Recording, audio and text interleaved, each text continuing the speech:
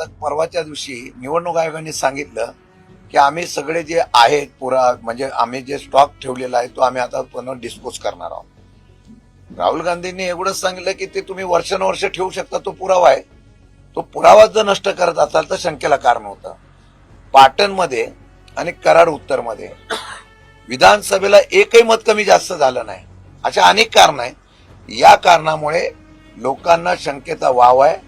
मला वाटतं की ईव्हीएम मशीनवर जी काही शंका घेतली जाते त्यामध्ये काही प्रमाणामध्ये तथ्य आहे, हे मान्य करावं लागेल।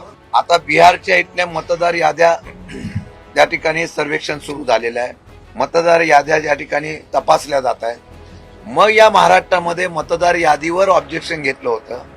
मग निवडणूक आयोगाने महाराष्ट्राच्या असलेल्या मतदार यादीच्या बाबतीमध्ये जी हरकत घेतली होती त्यावेळेला त्याच्या पद्धतीने त्यांनी न्याय द्यावा ना। मग तिथं सत्य बाजूला आहे।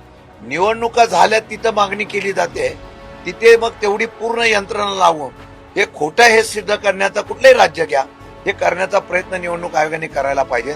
पण जिथं आता भविष्यात निवडणुका होतील त्या निवडणुकीमध्ये दुबार मत नोंदणी झालेली आहे असा जो चित्र निर्माण झालेला असेल तर त्याच्यासाठीच निवडणूक आयोग जर काम करत असेल तर शंकेला कारण येते की सरकारच्या बाजूने निवडणूक आयोग निर्णय घेतो का काय।